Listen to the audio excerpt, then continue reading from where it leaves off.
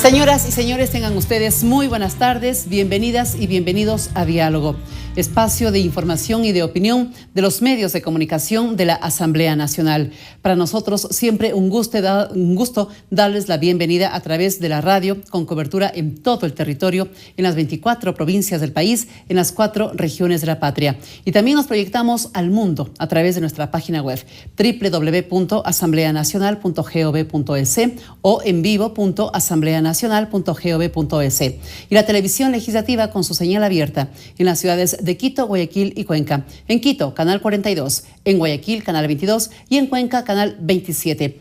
En la jornada del día de hoy, el programa se va a dedicar al tema relacionado con la enmienda constitucional. Retomamos esta materia puesto que en los últimos días ha comenzado ya la tarea de socialización de parte de la Comisión Legislativa Ocasional encargada de elaborar el informe para segundo debate, así como lo hizo para el primer debate. Ya hay encuentros en territorio. El primero de estos encuentros fue en la ciudad de Alfaro, en Montecristi, provincia de Manabí, precisamente, en donde nació esta Carta Constitucional. Tendremos dos invitados para hablar sobre este tema. En primer lugar, estaremos conversando con el doctor Medardo Oleas, jurisconsulto, un analista importante de temas políticos y jurídicos y constitucionales, obviamente. Y en la segunda parte estaremos hablando con el asambleísta Byron Pacheco, uno de los integrantes de esta comisión ocasional. Él representa en la Asamblea Nacional al partido Avanza por la provincia de El Cañar. Saludamos a nuestro primer invitado, el doctor Medardo Oleas. Qué gusto, doctor. Muy buenas tardes. Bienvenido. Es mío. Muchas gracias por la invitación.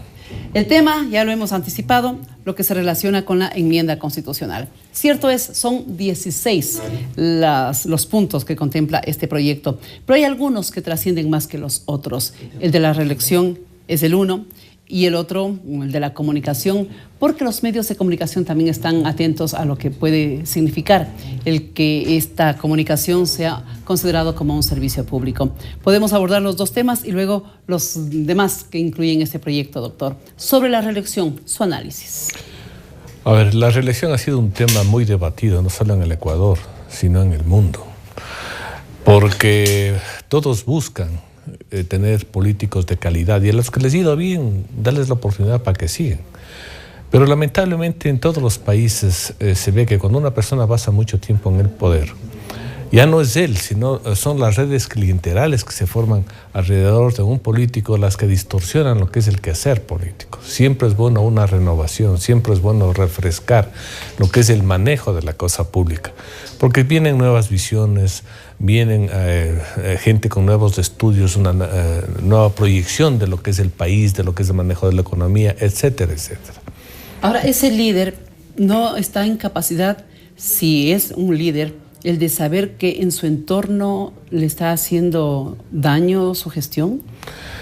Es muy difícil porque, como le dije, los estados son muy grandes. Un gobierno necesita para administrar eficientemente a muchas personas. Pero lo más importante, cuando uno sabe que tiene un plazo, busca cumplir ese periodo en las mejores condiciones. Cuando uno sabe que tiene una reelección, va a buscar precisamente hacer obras que aquí se les llama populistas para buscar la reelección. Y eso es el mal de Latinoamérica. Además, yo siempre, por ejemplo, para dar una explicación por qué estoy en contra de la reelección indefinida, me baso en la historia. Y la historia me dice que en los países donde van a la reelección pasando un periodo les ha ido mejor. Por ejemplo, Chile, ahí tenemos el ejemplo de la señora Bachelet. Tenemos Uruguay, ahí tenemos el ejemplo del señor Tabaré Suárez. El mismo Perú con el señor Alan García. Entonces yo creo que siempre es bueno hacer un periodo positivo, que la gente lo reconozca y después uno ser reelecto. Tabaré Vázquez no es el presidente de Uruguay. De Uruguay. Tabaré Vázquez. Entonces, digo, todas esas cosas usted ve que son positivas. Y además tenemos de aquí una fragilidad política. ¿Por qué? Porque no tenemos instituciones.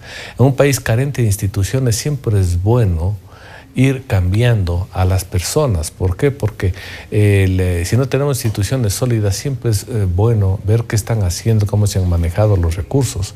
Y como le dije, es importante entrar a estos debates porque para eso es la política. Ahora, doctor, acá en el Ecuador tenemos una historia muy propia, ¿no? Muy nuestra, con una inestabilidad que ha marcado grandes periodos de la vida ecuatoriana. Y haber conseguido esta tranquilidad, si la podríamos considerar así, de estabilidad política, le ha hecho bien al país. ¿Y a eso se le tiene que cortar? No, lo que pasa es que hay que analizar también desde otra óptica. A ver. La estabilidad se debe a que el país ha tenido ingresos. Buenos ingresos fiscales producto de un petróleo a $100 por barril que nosotros estábamos percibiendo. Entonces eso también le da estabilidad, porque un gobierno que tiene recursos lo puede manejar fácilmente, porque la historia también nos dice que gobiernos, por ejemplo, que han tenido crisis, ha sido muy difícil que puedan hacer una obra pública eficiente por no tener recursos. ¿Lo económico influye? Influye bastante, más aún cuando tenemos en un país a ciudadanos acostumbrados a los subsidios, que para mi criterio es una barbaridad. Mire usted, yo no puedo creer que en este país tengamos unos subsidios de más de 6.000 millones solamente para combustibles. Con 6.000 millones al año haríamos pero una obra fabulosa que beneficiaría a los propios ciudadanos. Pero aquí, cuando se habla, por ejemplo, de la subida del transporte público, parece un tabú, parece una cosa como una bomba de tiempo, que si alguien quiere subir se lanza a todo el mundo. Llegamos a extremos de querer hacer una consulta en Guayaquil para que no suban los pasajes, cuando la lógica económica indica que se debe naturalmente subir porque los costos así lo ordenan. Pero mire usted que son temas tabús que no hay que tratar. Yo con 6.000 millones al año ya me construyo una red vial ferroviaria para transporte masivo a nivel nacional y a nivel local en la ciudad, y sería una solución, porque si Quito, por ejemplo, tendría un buen sistema de transporte masivo, va a recibir más turistas y esos son más ingresos, más estabilidad. Entonces, la óptica ciudadana es que ¿por qué tengo que pagar 10 centavos más, 5 centavos más? Y los intereses de los transportistas y especialmente de los vendedores de vehículos están sobre los intereses ciudadanos. Pero estos temas tabú hay que tratarlos directamente como se deben ser tratados, porque un político no solo está para buscar aplausos, un político tiene que tomar decisiones duras que beneficien el futuro del Ecuador. Por eso, como le dije, siempre es bueno, a mi criterio, que una reelección se haga pasando un periodo, lo cual sería muy sano para todos los ecuatorianos. Pasando un periodo. Acá de pronto ya se ha hecho más que eso, ¿no?, en cuanto a la figura del presidente actual, Rafael Correa. Ahora, del otro lado, doctor, también hay que mirar qué pasa en otras huestes políticas, en otros partidos, en otros movimientos, qué alternativas se presentan. Y entonces ahí es cuando el tema de la reelección toma fuerza, porque uno regresa a ver y dice, no tengo mucho en dónde escoger. Pero ahí también es otro defecto. Los ecuatorianos buscamos un líder, cuando lo que deberíamos buscar son organizaciones políticas más sólidas. Porque ¿cuál es la función de un partido político? La función de un partido político es formar, preparar a los líderes. Y preparar un líder significa que si yo lanzo un candidato a concejal, este señor sepa exactamente cómo funciona el municipio, cuál es la planificación que tiene que tener uno para el manejo de la ciudad, para que simplemente funcione adecuadamente la ciudad. Si voy a ser asambleísta, tengo que prepararle a ese ciudadano para que sepa exactamente cómo hacer leyes. Pero cuando no hay partidos políticos, simplemente nosotros buscamos al líder que nos dé la solución. Pero el líder, por más bueno que sea, necesita un equipo de trabajo profesional. Por ejemplo, si viene otra nueva persona a manejar el gobierno, necesita gente preparada en economía, en seguridad, en salud, en educación, en relaciones internacionales, en el manejo de policía, Fuerzas Armadas. Usted ve que el gobierno es un tejido. Es un tejido que requiere gente profesional. Sí. Entonces, lo que tenemos que pensar es no solamente en el líder que sepa ser carismático, que dé buen discurso, sino que tenga gente preparada, porque cada vez la política se va profesionalizando. Y si uno no sabe manejar adecuadamente las crisis económicas que son cíclicas, entonces nos va a ir mal. Porque ahora, por ejemplo, tuvimos petróleo de 100, ahora vamos a tener petróleo de 30, pero hay que buscar soluciones y sí las hay. Porque, como le digo, ya yo creo que la experiencia mundial nos demuestra que sí hay soluciones. Ahora, doctor, todavía estamos, yo creo, a alguna distancia de elegir por ideologías, por partidos políticos. Seguimos eligiendo a las personas. Sí, es el individuo quien se impone en el momento de ganar en una papeleta electoral. Sí, pero lo que hay que ir es profesionalizando más que ideologizando, porque la ideología simplemente son ciertas ideas y principios que se ponen en prácticas, pero nosotros, por ejemplo, no podemos detenernos en la historia. No podemos, por ejemplo, pensar que sale un candidato que tiene afinidad con el partido marxista-leninista que va a dar una solución. Eso se quedó en la historia. Yo creo que ya nosotros tenemos líderes que ven el futuro y que, por ejemplo, están más vinculados con la economía, con la ecología.